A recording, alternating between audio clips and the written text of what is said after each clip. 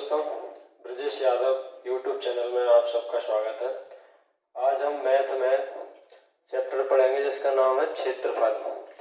तो हर एग्जाम में क्षेत्रफल से संबंधित क्वेश्चन पूछे जाते हैं। तो इसमें हम पहला देखें, सबसे सिंपल है आयत। आयत है, इसके बाद हम पढ़ेंगे वर्ग, कमरे की चार दीवारों का क्षेत्रफल, त्रिभुज का क्षेत्रफल, समबाहु त्रिभुज का क्षेत्रफल और भी है।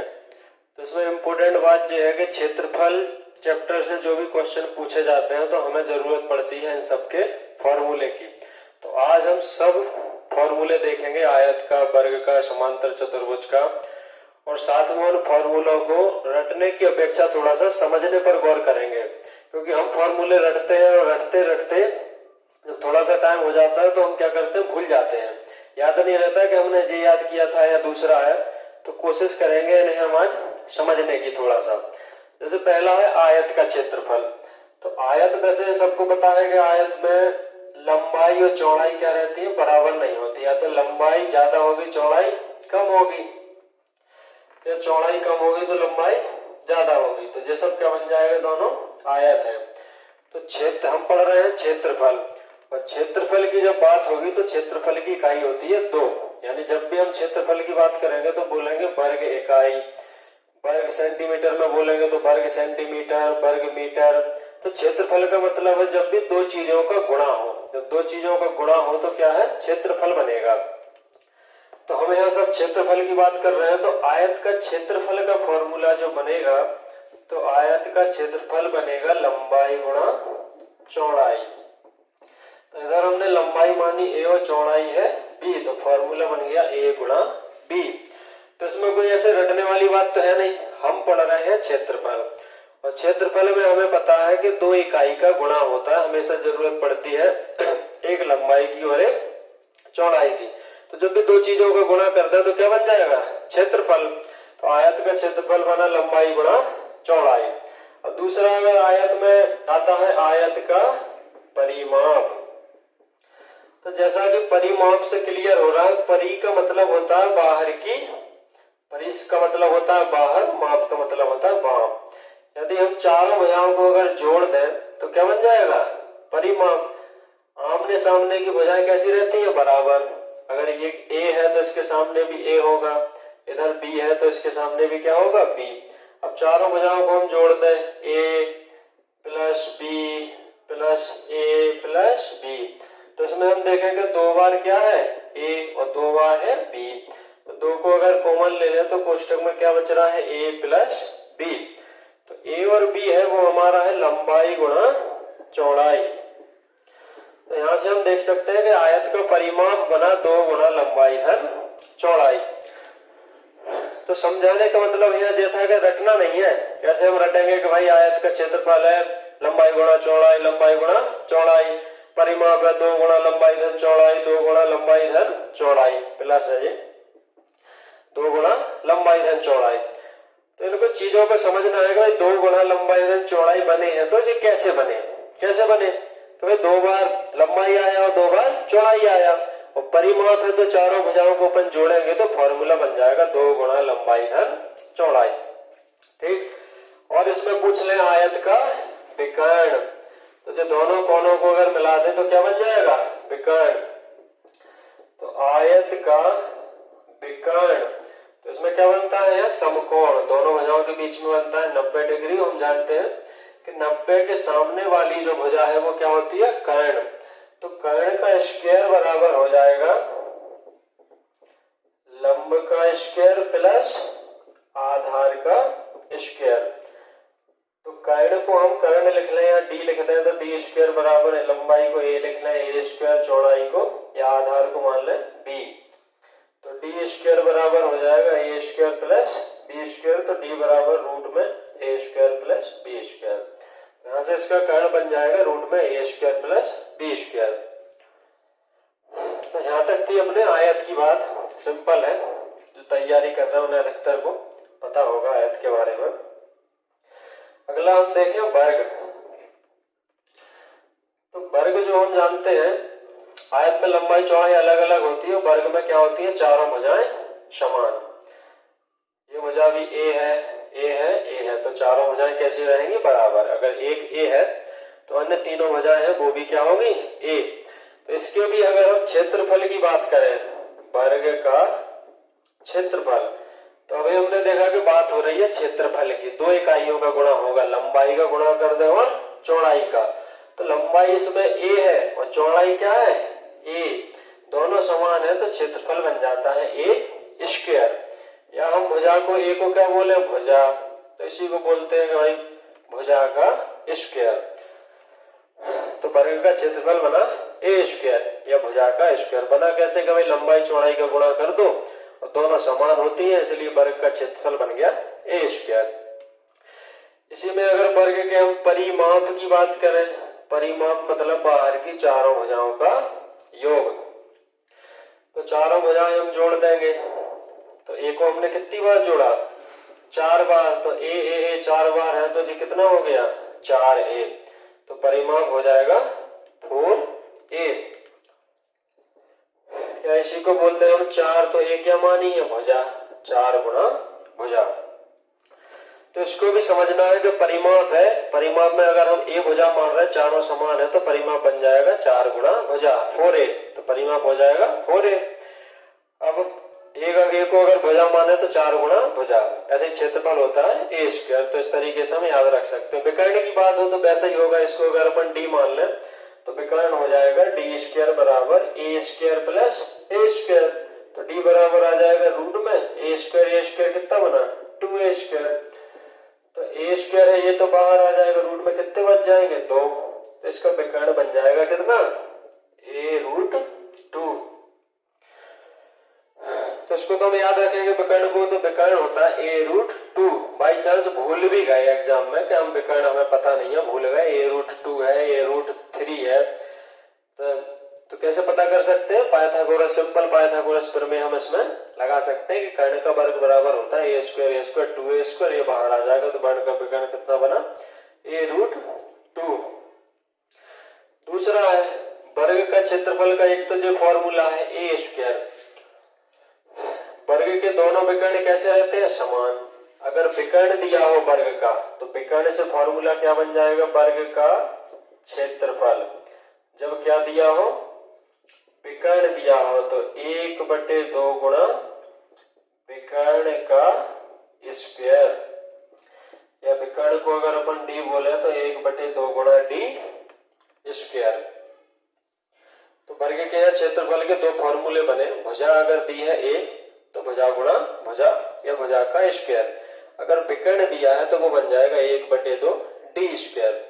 आगे जब हम पढ़ेंगे इसी में उसका समचतुर्भुज का क्षेत्रफल, तो वो होता है 1/2 d1 d2। उसमें विकर्ण कैसे होते हैं, अलग अलग। तो वो समचतुर्भुज है, उसी से हम क्या बन जाएंगे, वर्ग का क्षेत्रफल बन जाता है। विकर्णों का दोनों का गुणा कर देते हैं, लेकिन दोनों विकर्ण कैसे रहते हैं, वर्ग में समान। तो वर्ग का क्षेत्रफल का फॉर्मूला बन जाएगा 1/2 इंटू डी स्क्वायर। आगे हम देखते हैं, देखो आगे हम देखते हैं कमरे की 4 दीवारों का क्षेत्रफल। इंपोर्टेंट है, परीक्षा में कई बार पूछा जा चुका है। कमरे की 4 दीवारों का क्षेत्रफल। तो क्षेत्रफल का फॉर्मूला है कमरे की 4 दीवारों का। अगर इसको सीधा याद रखें तो परिमाप गुणा ऊंचाई। यानी क्वेश्चन में अगर परिमाप दिया है और ऊंचाई दिया है तो सीधा हम दोनों का गुणा करके कमरे की 4 दीवारों का क्षेत्रफल आ जाएगा। परिमाप होता है 2 गुणा लंबाई धन चौड़ाई को अगर अपन ए और बी मान लें तो 2a + b इंटू सी।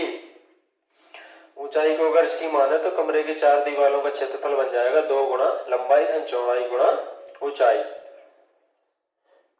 हमें बनता कैसे है 2 गुणा लंबाई धन चौड़ाई, तो हम देखें कमरे में कितनी, कमरे की केवल हम देख रहे हैं 4 भुजाओं का, यानी नीचे की सतह छोड़ दें और ऊपर की छोड़ दें, केवल दीवार का क्षेत्रफल, यानी फर्श को छोड़ दें और छत को छोड़ दें, तो कमरे की 4 दीवारों का क्षेत्रफल क्या होगा। तो अपन देख रहे हैं कमरा क्या है, एक आयत है। तो आयत में आमने सामने की जो दीवार रहती है उनका क्षेत्रफल क्या होगा, बराबर। तो अगर हम इस दीवार का क्षेत्रफल देखें तो इस दीवार का क्षेत्रफल क्या बनेगा, लंबाई गुणा चौड़ाई। तो लंबाई अगर इसमें क्या है, a है, और जिसको हम चौड़ाई बोल रहे हैं वो कमरे में क्या हो जाएगी, ऊंचाई, उसको बोले सी। तो एक दीवार का क्षेत्रफल बना a गुणा सी यानी AC। तो सामने वाली का भी AC बनेगा तो कितना हो जाएंगे AC 2AC, दो दीवारों का क्षेत्रफल। अब इस दीवार का और इस दीवार का क्षेत्रफल क्या बनेगा, लंब चौड़ाई, उसमें क्या हो जाएगा वो चौड़ाई और ऊंचाई C। लंबाई गुणा चौड़ाई बनता है, लेकिन लंबाई की जगह उसमें क्या हो जाएगी चौड़ाई, दूसरी दीवार के लिए वो चौड़ाई है पूरे कमरे के हिसाब से, तो B और ऊंचाई को C। तो इसमें बनेगा B गुणा C। तो B गुणा C को हम बोलेंगे BC, जो एक दीवार का उस तरफ की, और इसके सामने वाली का भी क्या बनेगा BC। तो इस तरह से 2AC प्लस क्या बना 2BC। अब इसमें कॉमन देखें तो देखो दो कॉमन है और एक दोनों में C कॉमन है, तो 2 और C को हम कॉमन ले लें तो अंदर बचता है A प्लस C। अब C को हमें अगर पीछे भी लिख देते हैं तो कोई अंतर नहीं है, 2A प्लस B इंटू यहाँ C का हो रहा था इंटू इधर कर दे। तो इस तरह से कमरे की चार दीवारों का क्षेत्रफल कितना बन गया, 2 गुणा लंबाई धन चौड़ाई गुणा ऊंचाई, क्योंकि दो आमने सामने की दीवारों का एक जैसा रहेगा क्षेत्रफल और दो आमने सामने की दीवारों का एक जैसा। तो इस तरह कमरे की चार दीवारों का क्षेत्रफल आया 2 गुणा लंबाई धन चौड़ाई गुणा ऊंचाई। अगली हम बात करेंगे त्रिभुज का क्षेत्रफल।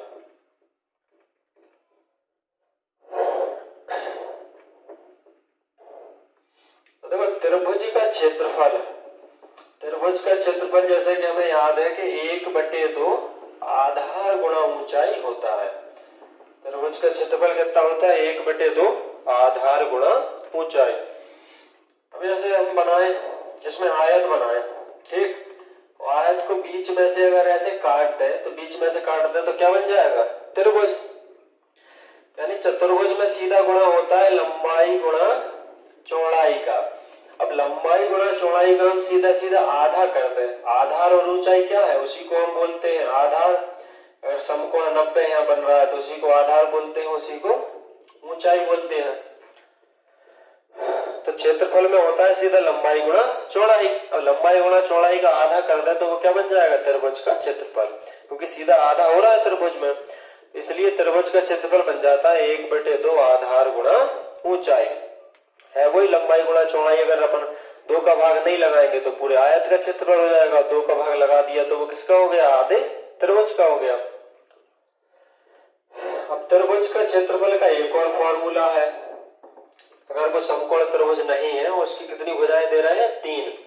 त्रिभुज की 3 भुजाएं दी गई है ABC। तो त्रिभुज के क्षेत्रफल का हैरो का सूत्र है, हैरो का सूत्र है रूट में S S-A S-B S-C। अगर त्रिभुज की 3 भुजाएं दी हैं तो त्रिभुज का क्षेत्रफल हम इस पूरे फॉर्मूले से पता कर सकते हैं, रूट में S S-A S-B और S-C। अब भाई इसमें S क्या है, S का मान चाहिए, ABC का मान तो प्रश्न में दिया होगा, अपने लिए किसका मान निकालना पड़ेगा, S का।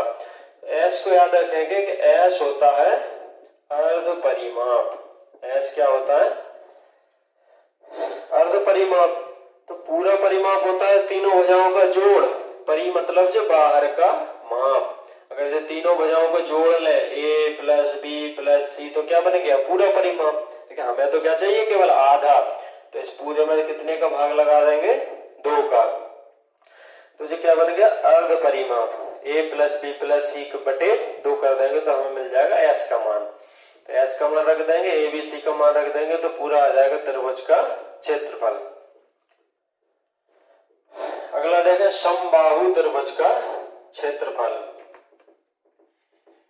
समबाहु जैसे कि नाम से क्लियर हो रहा है, सम मतलब समान और बाहु मतलब भुजाएं।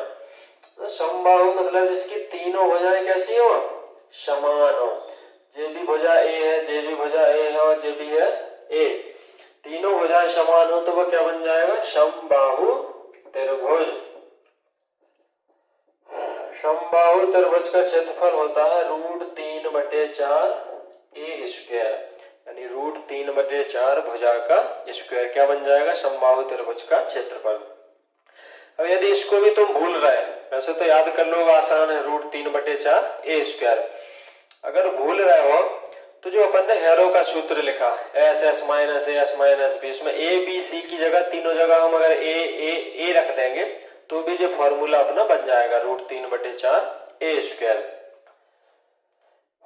और समबाहु त्रिभुज से अपना क्वेश्चन बनता है, समबाहु त्रिभुज में अगर अंतःव्रत बन रहा है, समबाहु त्रिभुज के अंदर अगर व्रत बन रहा है अंतःव्रत, तो इसमें अगर पूछते हैं अंतःव्रत की त्रिज्या, और दूसरा पूछते हैं अगर परिव्रत जो शीर्षों से होकर जा रहा है बाहर से, तो बाहर से होकर जाता है तो इसी को क्या बोलते हैं परिव्रत। दोनों ही किसमें बन रहा है समबाहु त्रिभुज में, तो परिव्रत की त्रिज्या, तो अंतःव्रत की त्रिज्या का फॉर्मूला है a/2√3 और परिव्रत की त्रिज्या का फॉर्मूला है a/√3। बंद कर लो मोबाइल। तो देखो अच्छे से समझ लो, दो चीज है, समबाहु त्रिभुज का फॉर्मूला तो हो गया क्षेत्रफल का √3/4 a²। अब बात आती है कि भाई अंतःव्रत की त्रिज्या, अगर समबाहु त्रिभुज में एक अंदर व्रत है और उसकी क्या पूछी जाए त्रिज्या, केंद्र से लेके जो परिधि तक की दूरी, तो अंतःव्रत की त्रिज्या पूछी जाए तो इसका फॉर्मूला है a/2√3 और परिव्रत की त्रिज्या है a/√। परिव्रत कौन सा है जो दूर वाला, तो परिव्रत की त्रिज्या हो जाएगी जे केंद्र से कहां तक की दूरी मिला परिधि तक की। अब इसमें तो समझने वाली बात यह है कि हम अधिकतर बच्चे क्या करते हैं रटते हैं कि अंतःव्रत की त्रिज्या रट लेंगे a/2√3 a/2√3, परिव्रत की रट लेंगे a/√3 समस्या क्या है कि रटते रटते उन्हें कुछ दिन तो याद रहेगा, जब रिवीजन नहीं हो पाएगा तो थोड़े समय बाद भूल जाएंगे।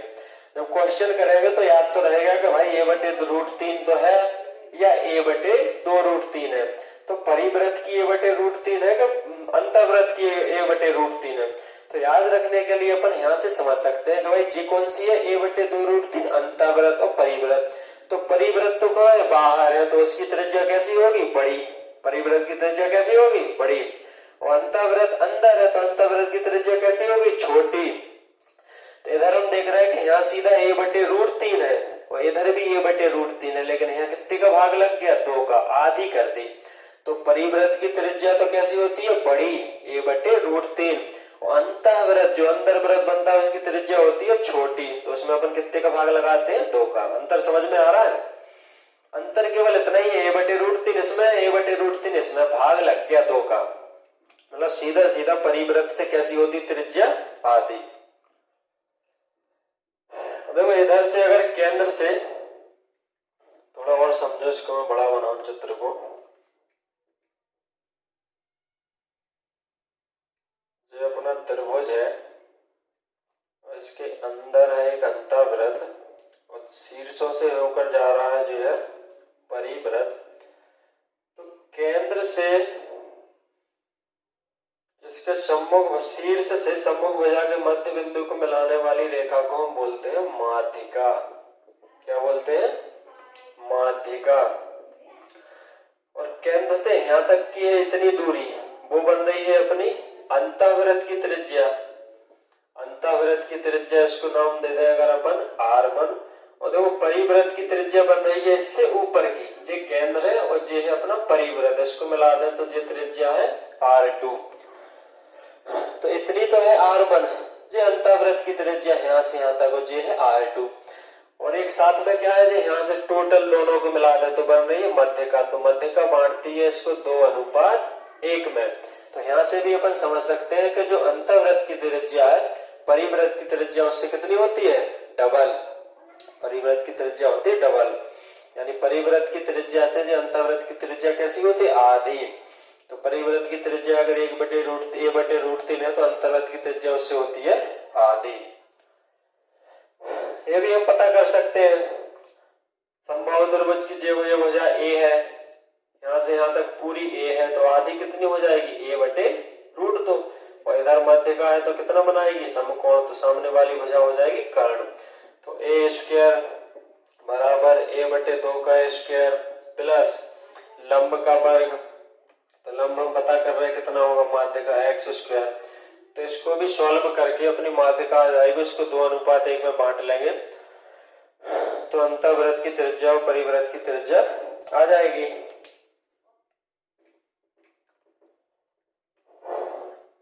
अगला है समांतर चतुर्भुज का क्षेत्रफल। तो समांतर चतुर्भुज बनता है आयत से, उसको अच्छे से याद रखना। आयत, आयत ऐसा बनेगा, ये आयत है, आयत से क्या बनता है, समांतर चतुर्भुज। यानी आयत को थोड़ा सा हम क्या कर दे, तिरछा। इधर जो कोण बनेंगे आयत में, आसन्न भुजाओं में वो कोण बनते हैं 90, इसको हम थोड़ा सा तिरछा कर दें तो वो क्या बन जाएगा, समांतर चतुर्भुज। यानी आमने सामने की भुजाएं कैसी होंगी, समांतर। तो समांतर चतुर्भुज का क्षेत्रफल, समांतर चतुर्भुज का क्षेत्रफल होता है आधार गुणा ऊंचाई। समांतर चतुर्भुज का क्षेत्रफल का फॉर्मूला आधार गुणा ऊंचाई। आधार तो अपने पास है और एक प्रश्न में यहां से यहां तक की क्या मिलेगी, ऊंचाई। तो दोनों का हम गुणा कर दे, आधार का और ऊंचाई का, तो क्षेत्रफल आ जाएगा आधार गुणा ऊंचाई। अगला देखें समांतर चतुर्भुज के बाद है समचतुर्भुज। तो समचतुर्भुज क्या है, चारों भुजाएं समान है। समचतुर्भुज किससे बनता है, वर्ग से। चारों भुजाएं तो वर्ग की भी समान होती हैं। वर्ग और समचतुर्भुज में अंतर क्या है, वर्ग की भी चारों भुजाएं समान है, अभी अपन ने पढ़ा ए जे भी ए। समचतुर्भुज की भी चारों भुजाएं समान रहती हैं, ए। लेकिन क्या होता है, इधर जो कोण बनाएंगे वो बनाएंगे 90, और इसको थोड़ा सा दबा दें, जैसे कोई डिब्बा है इसको थोड़ा सा ऐसा दबा दें तो क्या बन जाएगा, वो समचतुर्भुज। तो वर्ग को अगर हम थोड़ा सा तिरछा कर दें तो जो बन जाएगा समचतुर्भुज।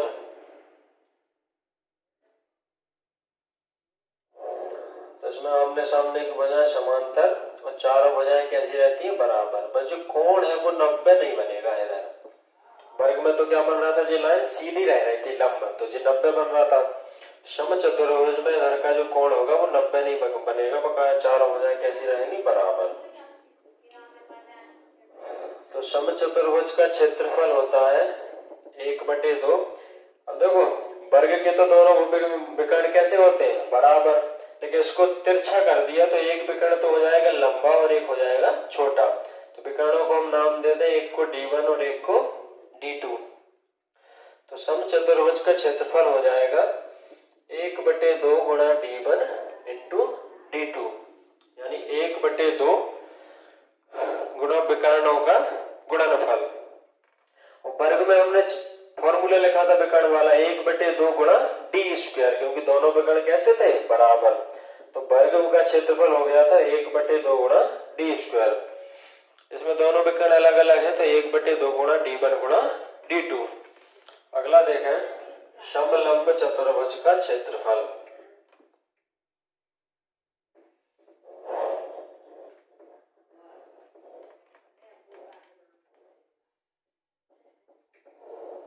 समलंब चतुर्भुज का क्षेत्रफल, समलंब चतुर्भुज का क्षेत्रफल होता है 1/2 गुणा समांतर भुजाओं का योग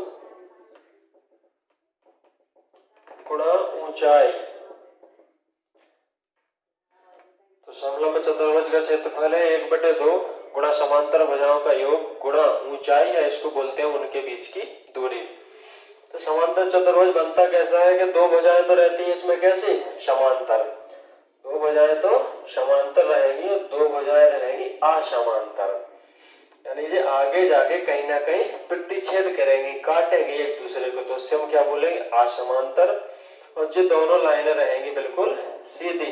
तो ऐसा चित्र आ जाए तो इसको देख के हम समझ सकते हैं कि ये क्या है, समलंब चतुर्भुज है। तो इसकी अच्छे से फोटो देख लो, तो इसकी फोटो से हमें याद रहेगा कि ये क्या है भाई, समलंब चतुर्भुज है। तो क्लियर दिख रहा है, दो समांतर है दो असमांतर, इसका चित्र भी ऐसे ही बन के आ सकता है। अब इसको हम ऐसा भी बना दें, एक भुजा को ऐसा कर दें, ये इसके समांतर है, ऐसा बन जाए, तो ये भी क्या है, समलंब का एक ऐसा भी चित्र बन सकता है। परिभाषा तो इधर भी सही है कि दो भुजा कैसी है, समांतर, और दोनों है असमांतर, आगे जाके जे भी काटेंगी तो जे भी एक समलंब चतुर्भुज है। अब फॉर्मूला है 1/2 गुणा समांतर भुजाओं का योग। तो इन दोनों भुजाओं को अपन जोड़ देंगे गुणा उनके बीच की दूरी या ऊंचाई। तो इधर से यहाँ तक की कुछ ऊंचाई दी गई होगी प्रश्न में, तो हम ऊंचाई रख देंगे तो समलंब चतुर्भुज का क्षेत्रफल आ जाएगा 1/2 गुणा समांतर भुजाओं का योग गुणा ऊंचाई। तो फॉर्मूले तो सब किताब में लिखे मिल जाएंगे, समझ रहे हो बात को, किताब में सब लिखे हैं फॉर्मूले। तो हमें केवल समझना है कि भाई समलंब चतुर्भुज है तो वो दिखता कैसे है, ये समांतर भुजाओं का योग कर रहा है तो वो कौन कौन सी समांतर भुजाओं का योग कर रहा है, और जो ऊंचाई का गुणा कर रहा है तो वो कौन सी ऊंचाई है, समझ रहे हैं। ये ऊंचाई थोड़ी है, ये तो तिरछी लाइन है, ऊंचाई तो होती बिल्कुल सीधी एक सीध में। तो यह समझाने का प्रयास हम कर रहे हैं कि जो फॉर्मूला है वो बच्चे आसानी से फॉर्मूले को याद कर सकें, मतलब रट्टू तोता ना बने। भाई रटने के बाद तो क्या भूल जाओगे, लेकिन रटने के साथ साथ अगर जब चीजों को समझेंगे तो उन्हें हम अच्छे से याद रख सकते हैं। मैं आपको पढ़ाने का प्रयास कर रहा हूँ, अच्छे से समझाने का प्रयास कर रहा हूँ कि चीजें आप ज्यादा समय तक याद रख सकें। भाई रट लोगे 2-4 दिन 10 दिन में याद रहेगा, भूल जाओगे, रिवीजन नहीं करोगे। लेकिन चीजें अगर दिमाग में एक बार समझ में आ गई तो मेमोरी को हम ज्यादा दिनों तक याद रख सकते हैं। समझ जाओगे तो जो रटने का काम है वो 2-3 दिन तक रहेगा, समझ जाओगे तो वो 2 से 3 महीने तक याद रहेगा, यानी 2 से 3 महीने हमारा काम चल जाएगा समझने में। अगर मैं अच्छे से समझा पा रहा हूँ, आपकी समझ में आ रहा है, तो चैनल को सब्सक्राइब जरूर कर दीजिए। आपसे कोई पैसे तो ले नहीं रहा है, वही फीस लग रही है इसकी, केवल आपको क्या करना है, बगल में जो सब्सक्राइब लिखा आ रहा है उसको सब्सक्राइब कर दीजिए। प्रयास कर रहा हूँ अच्छे से समझाने का, और भी वीडियो आएंगे बहुत अच्छे से समझाऊंगा, तो आप वीडियो पूरा देखिए लास्ट तक, कुछ फॉर्मूले और बचे हैं। अगला हम देखें समलंब चतुर्भुज के बाद वृत्त का क्षेत्रफल। देखो सब जानते हैं वृत्त का क्षेत्रफल, अब मैं जो बताऊंगा जो कुछ लोग नहीं जानते, कुछ तो जानने वाली चीजें और समझना है, जानने वाली चीजें और ना जानने वाली चीजें। अब वृत्त है, जे वृत्त में सबको पता है ऐसा रहता है वृत्त, और वृत्त का क्षेत्रफल भी सबको पता है कि वृत्त का क्षेत्रफल होता है पाई आर स्क्वायर, और वृत्त की परिधि, वृत्त की क्या परिधि, तो परिधि जो बाहर की माप, इसी को हम परिधि बोलते हैं और इसी को क्या बोलते हैं, परिमाप बोलते हैं, या कहीं लिखा आ जाए परिमिति, तो ये सब एक ही बात है। परिधि लिखा आ जाए, परिमाप लिखा आ जाए और परिमिति लिखा आ जाए, तो जो होती बाहर की माप। तो वृत्त की परिधि होती है 2 पाई आर। अब मान लो कोई बच्चा है, ज्यादा समझदार नहीं है, तैयारी कर रहा है, वो वृत्त के क्षेत्रफल में बोलता है फॉर्मूला 2 पाई आर, समझ रहे हो। हमने पूछा फॉर्मूला कि भाई वृत्त का क्षेत्रफल का फॉर्मूला बताओ, तो वो फॉर्मूला बता रहा है 2 पाई आर, क्योंकि उसको ज्यादा जानकारी नहीं है। तो वो तो बताएगा क्योंकि उसने तो रट लिया कैसा, क्षेत्रफल का रट लिया पाई आर स्क्वायर, परिधि का रट लिया 2 पाई आर। अब वो भूल गया, उससे पूछ लिया कि वृत्त का क्षेत्रफल क्या है, उसने बता दिया 2 पाई आर। उसको पता नहीं है इन दोनों में अंतर क्या है। अंतर जो है कि बात यह किसकी हो रही, क्षेत्रफल की, और क्षेत्रफल की इकाई कितनी होती है 2। तो पाई का मान तो यह कांस्टेंट है, नियत है कि भाई 22/7 होता है। इकाई किससे बनेगी, आर से बनेगी। तो जब भी क्षेत्रफल की बात हो तो दो चीजों का गुणा होता है, इसलिए यहाँ आर का क्या आया स्क्वायर, आर स्क्वायर है तो आर गुणा आर होगा, तभी तो क्षेत्रफल बनेगा। और परिमाप में देखें तो देखो दो संख्या है, पाई का मान होता है 22/7, तो इकाई केवल क्या बची, एक आर। और परिमाप में दो चीजों का गुणा नहीं होता, इकाई कैसी रहेगी, मीटर या सेंटीमीटर में होगी, सेंटीमीटर। लेकिन क्षेत्रफल में क्या होती है, वर्ग मीटर या वर्ग सेंटीमीटर। तो इसलिए अब गलत नहीं करना, वृत्त का क्षेत्रफल होता है स्क्वायर, दो चीजें अगर हो तभी बनेगा वो क्षेत्रफल। तो वृत्त का क्षेत्रफल होता है पाई आर स्क्वायर और वृत्त की परिधि होती है 2 पाई आर। और इसमें हम देखें वृत्त के केंद्र से अगर परिधि को मिला दें तो वो त्रिज्या, और डिटेल में जब इस चैप्टर को पढ़ेंगे तो और समझेंगे। अगला है अर्धवृत्त का क्षेत्रफल, तो इसको थोड़ा सा समझे। अर्धवृत्त का क्षेत्रफल, तो देखो पूरे वृत्त का क्षेत्रफल है, जे पूरे वृत्त का क्षेत्रफल पाई आर स्क्वायर। अब बात हो रही अर्धवृत्त का क्षेत्रफल, तो पाई आर स्क्वायर में हम कितने का भाग लगा दें, 2 का, तो ये बन जाएगा आधे वृत्त का क्षेत्रफल। ये तो सिंपल है। अब थोड़ी अच्छी बात है इंपोर्टेंट, कि वृत्त की परिधि या वृत्त की परिमाप होती है 2 पाई आर। अब अगर तुमसे पूछा जाए अर्धवृत्त की परिधि, किसकी? अर्धवृत्त की परिधि, तो गलती बच्चे ये करेंगे कि पूरे वृत्त की परिधि होती है 2πr। अब अर्धवृत्त की परिधि में 2 का भाग लगा देंगे और उसको बता देंगे कितना, πr। तो गलती यहाँ नहीं करना है, पूरे वृत्त की परिधि है 2πr। अब वो पूछेगा कैसा, अर्धवृत्त की परिधि। अर्धवृत्त की परिधि हो गई, तो देखो पूरी थी 2πr, तो यहाँ से यहाँ तक तो कितनी बची, πr।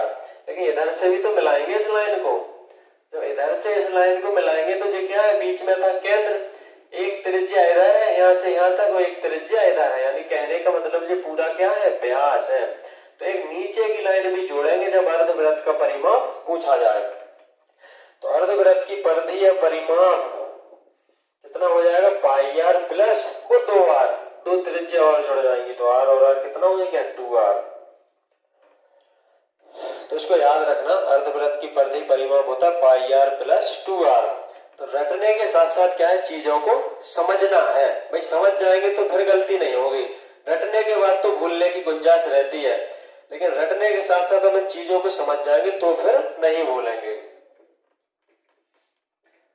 अगला हम देखें, इसी में वृत्त में एक वृत्त है, एक केंद्र है, केंद्र से अगर ऐसे चाप खींचे, दोनों 2 त्रिज्या ऐसे खींचे, तो पूछेंगे कि जो चाप है इधर से इधर तक, चाप की लंबाई क्या है। वृत्त में चाप की लंबाई, तो चाप की लंबाई का फॉर्मूला है, तो चाप की लंबाई हमने कहाँ खींची, परिधि में। चाप की लंबाई पूरी परिधि थी, अब हम इतनी पूछ रहे हैं यहाँ से यहाँ तक की परिधि, ये पूछ रहे हैं चाप की लंबाई। तो पूरी परिधि थी 2πr गुणा इधर कुछ कोण बनेगा थीटा, पूरा कोण होता है 360, तो 2πr गुणा थीटा बटे 360। तो चाप की लंबाई का फॉर्मूला है 2πr गुणा थीटा बटे 360। अब देखो एक और फॉर्मूला है, त्रिज्या खंड का क्षेत्रफल। त्रिज्या खंड का क्षेत्रफल मतलब इधर से यहाँ तक जो त्रिज्या खंड अपन ने इतना हिस्सा काटा है, तो इसको थोड़ा हटा दूं तो क्लियर दिखेगा। जैसे हमने जो इतना हिस्सा काटा है वो केवल इतने का क्षेत्रफल पूछ रहा है, इतने हिस्से का, जे है त्रिज्या खंड, इतने हिस्से का क्षेत्रफल क्या है। तो इसका क्षेत्रफल का फॉर्मूला है πr² इंटू थीटा बटे 360। त्रिज्या खंड का क्षेत्रफल πr² इंटू थीटा बटे 360। अब याद कैसे रखेंगे, देखो चाप की लंबाई पूछा है, तो चाप की लंबाई ये है, वो किस में आई, परिधि। परिधि में से अपन केवल इतना हिस्सा निकालना है, तो परिधि होती है 2πr, अब वो हिस्सा कितना है, तो पूरा कोण होता है 360। 360 में से हम जितना कोण निकाल रहे हैं उसी से तो जो परिधि बनी है, क्योंकि पूरे गोले में 360 में तो जो पूरी परिधि बनी, अगर पूरी परिधि नहीं चाहिए, यहाँ से यहाँ तक की केवल लंबाई चाहिए, तो 360 में से हमने जितना कोण काट लिया उतनी ही ये चाप की लंबाई होगी। तो 360 में जो कोण का अनुपात है वही होगा चाप की लंबाई। तो 2πr गुणा थीटा बटे 360। क्षेत्रफल की बात हो तो क्षेत्रफल वाला फॉर्मूला लगा देना, πr² होता है पूरे का क्षेत्रफल, लेकिन हमें तो वो कोण चाहिए जो ना ये कोण यहाँ कटा है, तो कोण बटे 360। त्रिज्या खंड का क्षेत्रफल का एक और फॉर्मूला है, इसमें कोण अगर नहीं दिया हो, तो त्रिज्या खंड का क्षेत्रफल का एक और फॉर्मूला है, अगर कोण नहीं दिया तो 1/2 चाप की लंबाई गुणा त्रिज्या। 1/2 चाप की लंबाई गुणा त्रिज्या, या इसको सीधा याद रख लो, 1/2 चाप गुणा त्रिज्या। ठीक, तो त्रिज्या खंड का क्षेत्रफल हो जाएगा 1/2 गुणा चाप गुणा त्रिज्या। तो देखो त्रिज्या खंड का क्षेत्रफल का फॉर्मूला 1/2 चाप गुणा त्रिज्या। अधिकतर स्टूडेंट को ये तो याद रखते रहता है, त्रिज्या खंड का क्षेत्रफल होता है πr² थीटा बटे 360। लेकिन इम्पोर्टेंट ये है कि मान लो कोण नहीं दिया तो कभी ऐसा भी पूछ सकते हैं जब चाप की लंबाई दी हो और त्रिज्या दी हो। तो त्रिज्या खंड का क्षेत्रफल होगा 1/2 चाप गुणा त्रिज्या। तो क्षेत्रफल से संबंधित जितने भी फॉर्मूले तो हमने आज एक ही वीडियो में उसको समझने की कोशिश की है। अच्छे से अगर पूरा वीडियो एक दो बार देख लोगे तो जो फॉर्मूले से संबंधित जो भी तुम्हारी समस्या है वो समस्या नहीं रहेगी। तो अपना ये पूरा चैप्टर क्लियर हो गया। आगे जो भी क्वेश्चन है हम अगली वीडियो में देखेंगे। अगर अच्छा लगा हो, कुछ समझ में आया हो तो चैनल को सब्सक्राइब कीजिए, शेयर कीजिए। ठीक है दोस्तों, धन्यवाद।